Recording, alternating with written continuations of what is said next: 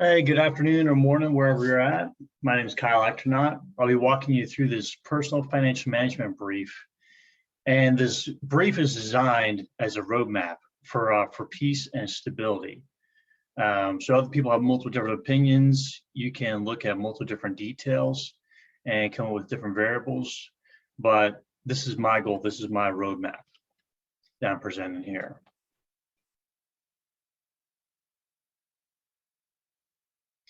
So the goals of this brief are, as you can see, for it to be short, for it to be simple, and for it to be implementable. There's going to be 3 stages of this brief, and the first stage is going to be about 20 minutes, just to give you a heads up. And ultimately, throughout this brief, it should be known that you as the individual, you receiving this brief, the one ultimately responsible for making the decision. You are ultimately responsible as far as what you do with your money. There's no one else you can blame.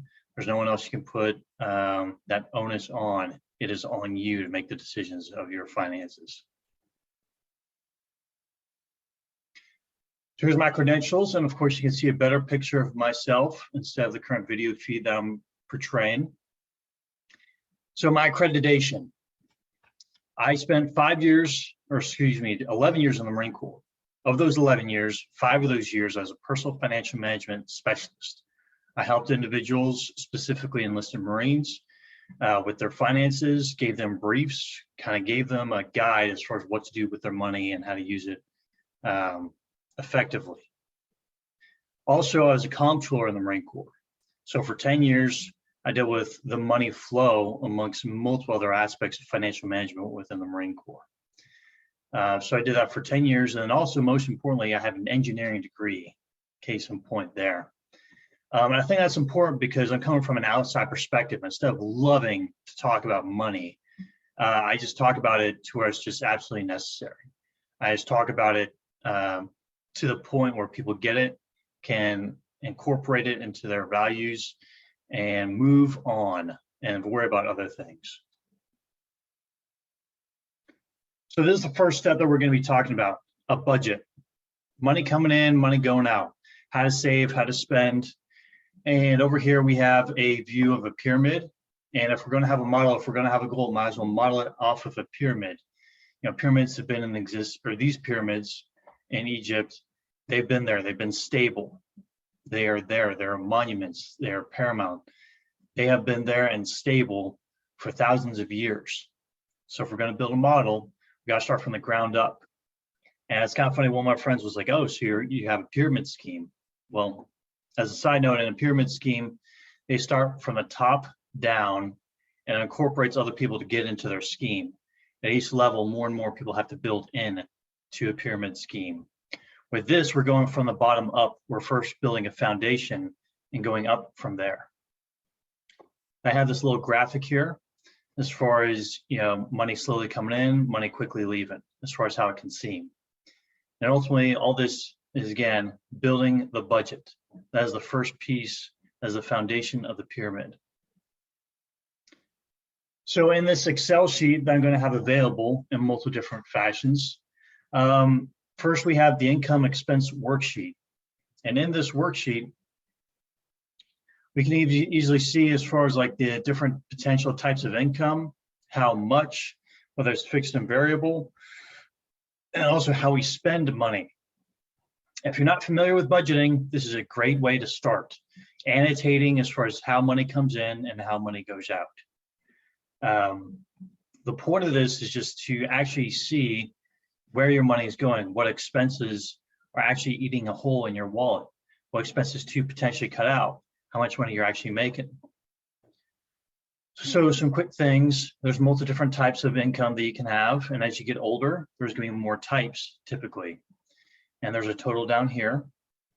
You have multiple different expenses. And I have projected an actual cost, because sometimes things cost more or less than what we actually anticipate. So I recommend for at least a few months, like anticipating or guessing how much things are going to cost, then annotating what they actually cost. And then with fixed and variable, you know, sometimes things fluctuate. Rent / mortgage is almost always going to be a fixed cost, and it's definitely understandable that it is essential. Also, one thing of note up here is we have these little red tabs. So in the Excel spreadsheet, I have these comments further annotating or further describing what these words are if you forget. Then I have these groups down here as far as different items, as far as what you spend money towards on a monthly basis. So it's great to list everything out. So is it on the sheet? Once it's on the sheet, is it fixed or variable? After that, is it essential or not? And I would say, and this is something that you yourself are going to have to articulate. Movies, events, concerts, eating out, all this stuff is understandably not essential, but it does provide happiness. Cable/satellite, that could be essential if it's for work or if the internet is for work. But if it's just for entertainment, probably not. So after all this math is input here, then all the way down here, it feeds into these formulas. So projected versus actual. Did we spend more or spend less than what we actually thought we were going to spend that month? Then the monthly remainder, how much money do you have left for here? How much money do you have left to spend towards other things, to put towards your savings account, to pay off additional debt, to start a retirement fund? What do you have that's available? And also down here, based off of the expenses, I have the amounts for a contingency account, and also the months as far as like how big or how in depth your contingency account is. So based off of your expenses, it's recommended to have at least 3 months of expenses in a savings account or some liquid asset. And liquid means like the ability to dive into or something that you could go into easily without having to pay a penalty.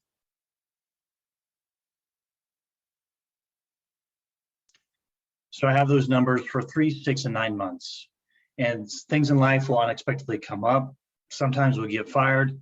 Sometimes we'll have a car wreck or an additional expense that we weren't expecting. It's always good to have something substantial in your savings account. 3 to 9 months worth of expenses. So once you have that established, I recommend for everyone to get out of debt. Debt is risk. And also debt is, it kind of has to be defined on the individual as far as what debt specifically is. There are some simple aspects, or there's some simple categories. As an example, credit card debt is commonly agreed upon as far as what is debt. Credit card debt is typically high interest. Credit card debt is typically stuff that's relatively trivial. But as the slide here says, to establish and maintain a stable financial setting in a peaceful household, I recommend getting out of debt as soon as possible. It's just one of those things that, debt is risk. And if you have a calculated risk, then great, awesome. Go for that calculated risk. But once you have multiple different risks, then those risks will compound and add additional stress to your life. And that is counterintuitive to what I'm trying to incorporate here. Trying to incorporate peace and stability, not stress. So in this example, this is another tab within the Excel spreadsheet that I'll be sending out. Here we have debt strategy, and here we have them ranked from 1 to 4. Now, some people say that you should go for the debt that you have the least amount in, so they have less debt categories to focus on. Other people say that you should focus on the debt that has the highest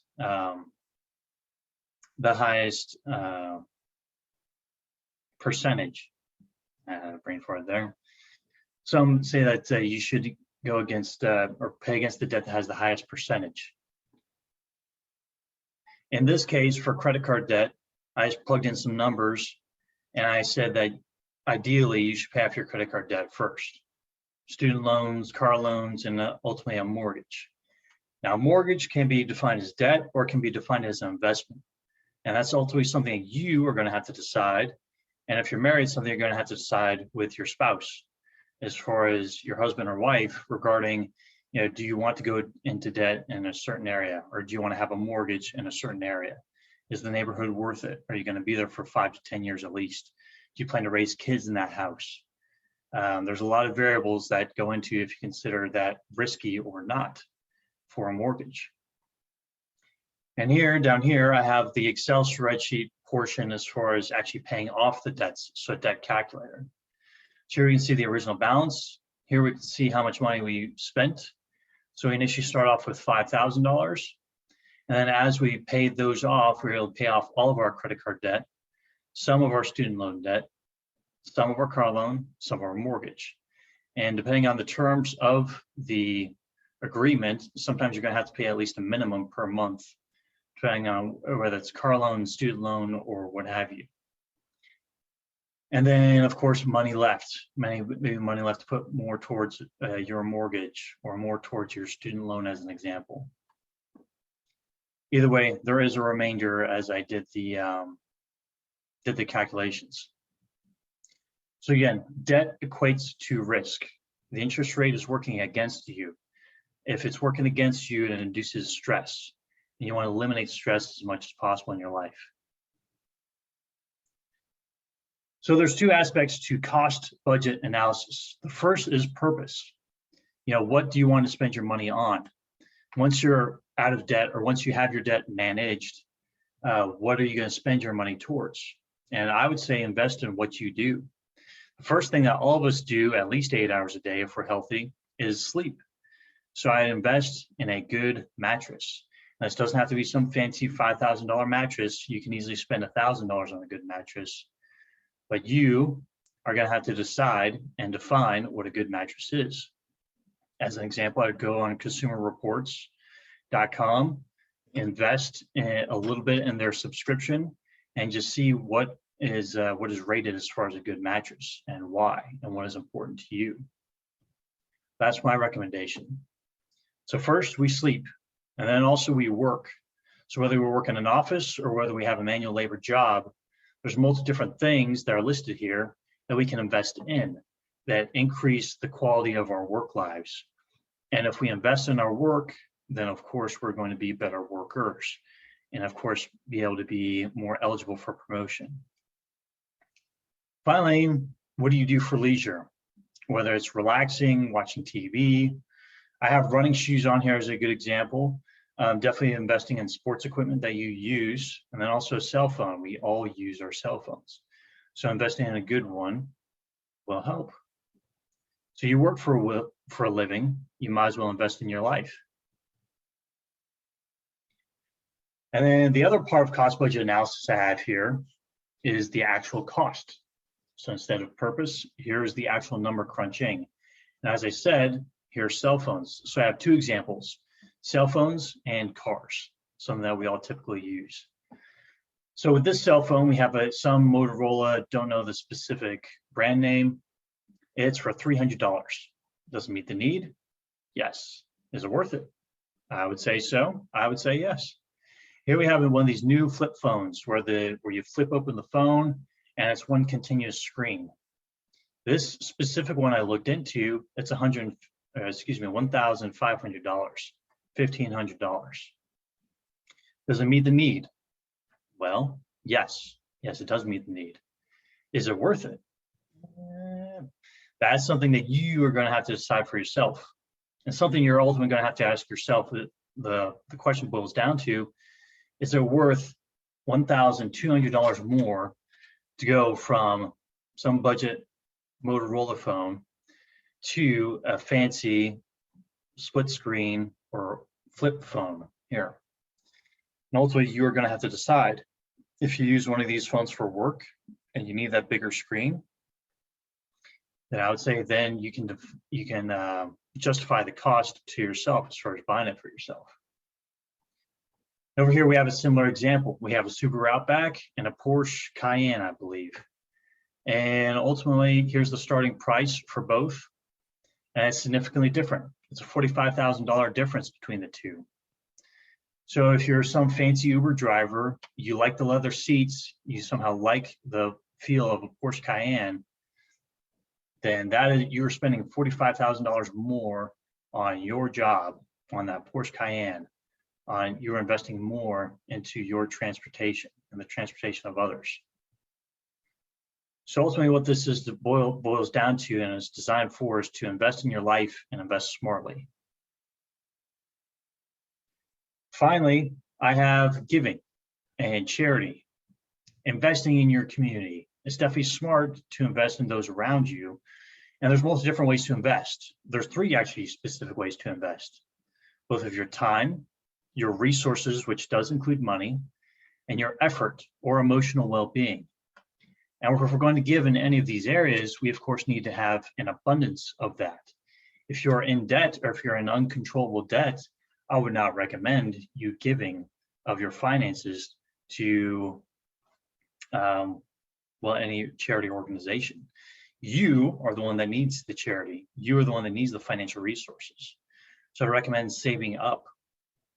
If you don't have time to give, then I would recommend you, of course, focusing on yourself first. If you're not in a emotionally stable, supportive situation, I wouldn't recommend giving people advice on or trying to help out those in need. Now, to counter that, I would say that if you do need help emotionally or with emotional well-being, are definitely support groups. So instead of, so you should find help in a supportive group instead of being a counselor, is my point here. So I'd recommend that being a potential giver should be in a stable environment first before giving. Now, this advice is designed to help the giver and the recipient. So first, be in a stable place before you give, and within your environment, within your community, find a way to give. So this is the first portion of financial management, of budget. And the next segment, we're going to be going over the other 2 portions of the pyramid. So thank you for joining me.